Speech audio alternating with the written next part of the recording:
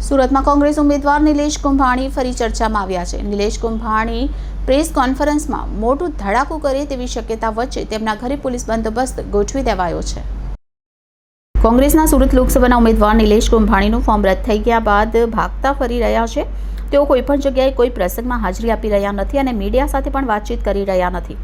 પોતાનો ઉમેદવારી પત્ર રદ થયા બાદ કલેક્ટર કચેરીથી નીકળીને ક્યાં ગયા તે અંગે કોઈ સ્પષ્ટતા થઈ નથી।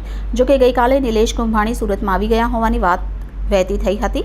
નિલેશ કુંભાણી દ્વારા ગઈકાલે પોતે સુરતમાં આવી ગયા હોવાની વાત કરી હતી। આજે સવારે 8 વાગે માધવ ફાર્મ ખાતે મીડિયા સાથે વાતચીત કરવાનો મેસેજ પણ મોકલવામાં આવ્યો હતો।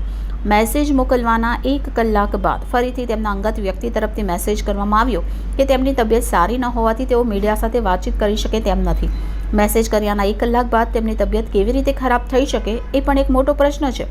નિલેશ કુંભાણીના ફોર્મ ભરવાથી લઈને ટેકોદારોની સહી અત્યાર સુધી ક્યાં હતા તે અંગેના અનેક પ્રશ્નો ઊભા થઈ રહ્યા છે।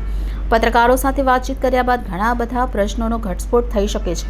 નિલેશ કુંભાણી સમગ્ર ઘટના માટે કોને દોષિત ઠેરવે છે તે પણ જાણવું ખૂબ જરૂરી અને મહત્વનું બની રહેશે। અત્યાર સુધીના વિડીયોમાં તેમણે સીધી રીતે કોંગ્રેસને પણ જવાબદાર ઠેરવી છે અને ભાજપને એકવાર પણ ઉલ્લેખ કર્યો નથી। ફોર્મ રદ થયા બાદ હવે પછીની રણનીતિના ભાગરૂપે નિલેશ કુંભાણી આ પ્રકારના નિવેદનો આપી રહ્યા છે અને મીડિયાથી દૂર રહ્યા છે તેવું જણાઈ આવે છે। પરંતુ એક વાત ચોક્કસ છે કે મીડિયા સમક્ષ આવ્યા બાદ ઘણા બધા મોટા ખુલાસા થઈ શકે છે।